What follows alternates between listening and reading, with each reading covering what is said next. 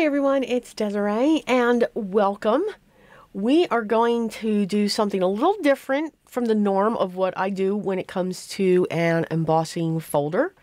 And we're going to use one of those big sentiments dies. I love large sentiment dies. They can, while they take up real estate, they create beautiful cards, and we can create that card in no time for when those occasions just pop up with us. For today's project, I'm going to be using the Paper Rose Tulips 3D embossing folder and the Sending Love and Hugs metal die. I've pulled up my small glass mat from Glass Studios. I've wetted down my Bristol vellum. This is by Canson XL. And I wetted both sides so I don't have to tape it down. Grabbing my watercolors, and we are just going to add colors to this panel. We are going to be making a 5x7 card today, and I'm just dropping colors in. So I have a large brush, getting a background down, and now adding some oranges and yellows and reds, and just having fun letting them merge together.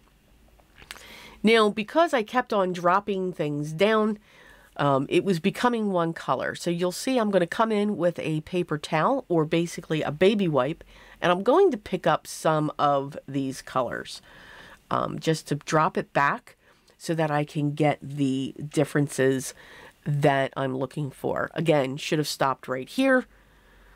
I tend to overwork things, but I'm okay with that. Gotta have fun with it. So here, that's when I'm coming in with that baby wipe just to pull it back a little bit and add just some of the differences. I wanted to go in with a different angle on the colors. So I'm adding a very light amount of a purple because I don't want to get too much of a brown. I do want this to look like an autumn style background. So just adding in those vibrant colors and letting the watercolor do its work, even though I'm making it work. Yeah, but having fun. I love doing this. And you can see by spraying the back of the cardstock, whether it's watercolor paper or vellum, it's staying flat.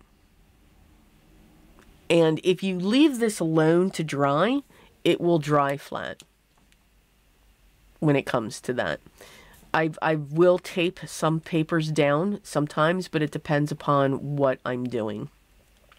I'm going to lightly mist this paper, and I'm going to run it through my die cutting machine. And the way that I ran it through was I'm not having the image raised towards me. I have it going away from me. And I have this nail file that I keep on my desk. No, I don't use it for my nails. And I just scratched along the top of it very lightly. And you can see the impressions that watercolor went away. You still have a slight amount of it, but you've got these white highlights. But the image is pushed away from you. Usually I always love the image to come towards me.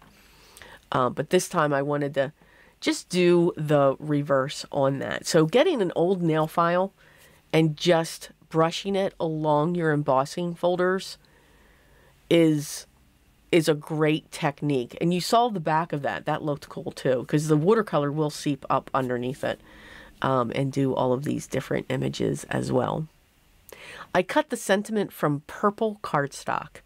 I thought that would look really cool standing up on this orange-ish background, and I'm going to layer that 3 times. For the cloud in the back of the sentiment, I used a piece of vellum paper, just so that the sentiment would stand up just a little bit more. Once I have the sentiment all put together and layered, we'll get that set onto our vellum. And I did not lose the eye. I have the eye somewhere. And I only put 1 layer for the eye down. So you can see we'll get that set. And there's the eye still there. And now we'll get this onto our card. I'm going to focus on the larger areas since this is vellum. And then I'm going to pull in my sparkle pen from Spectrum Noir, and I'm just going to go over love and hugs.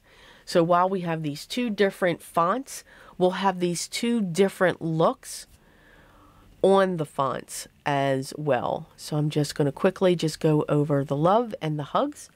So we'll add sparkle into those areas. And you can always go one step further if you have glossy accents or a clear coating. You can go right over that and the sparkle will stay there. So you can make shiny and matte. So there is our card. I hope I inspired you for a different technique when looking at our embossing folders. I do like the look when it goes away from us because it gives you a completely different one when it comes to those techniques. As always, the products that I used will be listed down below. Make sure you subscribe. Make sure you hit the thumbs up. As always, enjoy the process of creating your art. Don't get frustrated. Have fun with it. Try something new. And I hope I've inspired you to dig into your stash to see what you create today. But remember what is always most important for me. Always be creative. And I'll be talking to you in the next one. Till then.